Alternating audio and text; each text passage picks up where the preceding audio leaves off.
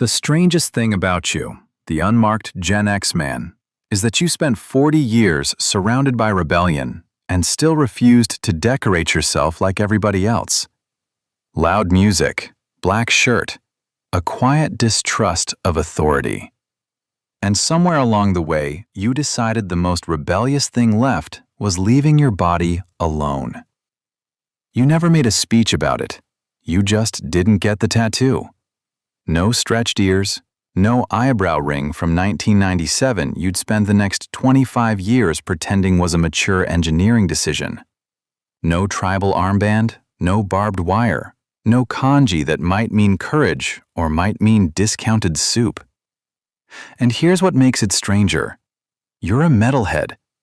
The world expects the aging metal guy to look like a retired pirate with a storage unit full of amplifier cables. Ink, skulls, flames, something pierced. But there you are, in your 50s. Black t-shirt, old jeans, a beard that stopped asking permission.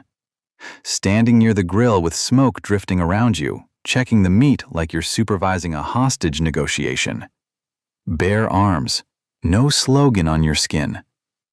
Somebody notices eventually. A younger guy peels off his hoodie, reveals a sleeve full of mythology and a wolf that looks slightly disappointed, and says, "Wait, you don't have any tattoos?" You give the standard answer, "Nope." No TED Talk, no paragraph about purity, just nope. But that nope has history. You weren't protected from tattoo culture, you were there when it arrived.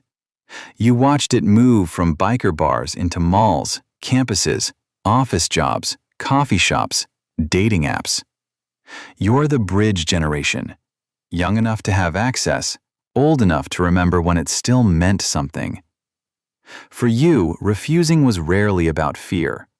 Pain was never the obstacle. The obstacle was one quiet question in the back of your head. Am I still going to respect this decision when I'm 40? That question was brutal because 22-year-old you didn't trust 22-year-old you. You'd already watched yourself become several different people. You knew something younger men don't. Taste changes faster than skin. So when the culture said, "Pick one image and wear it forever," you heard a trap, not freedom. You don't think of your body as a canvas. You think of it as equipment. It moved apartments, fixed cars, took hits, and kept going. The one piece of gear you can't replace. Same instinct that keeps the old tools because the new ones feel flimsy. You maintain it.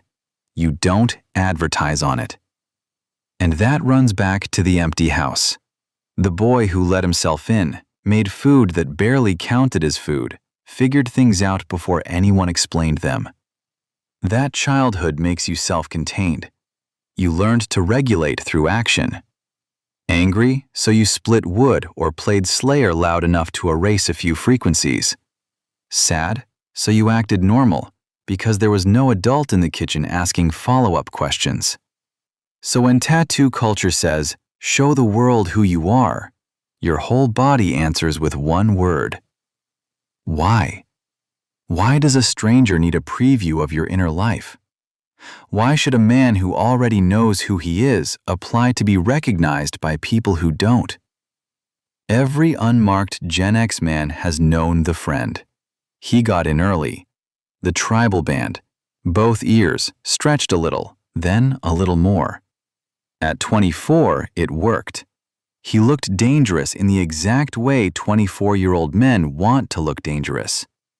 Then the years went by, and the tattoo aged with him, but not at the same rate. Now he's in his 50s by the grill, watching the smoke move, and he says something he'd never say in a group.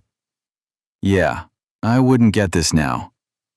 That lands because he's not being dramatic. There's regret in it. The quiet kind, when a man realizes a younger version of him left graffiti on the building and moved out. You say, "Told you," because compassion has limits.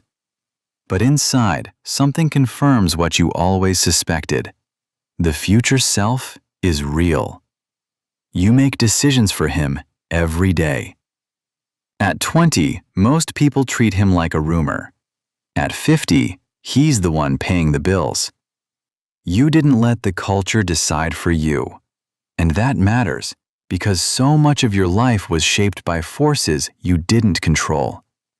The divorce culture, the economic chaos, the institutions that failed and the promises that changed terms after you'd signed. But you could leave the factory finish alone. Maybe scratched, maybe dented, but original. Competence is your tattoo. The mark is what you can do, not what you show.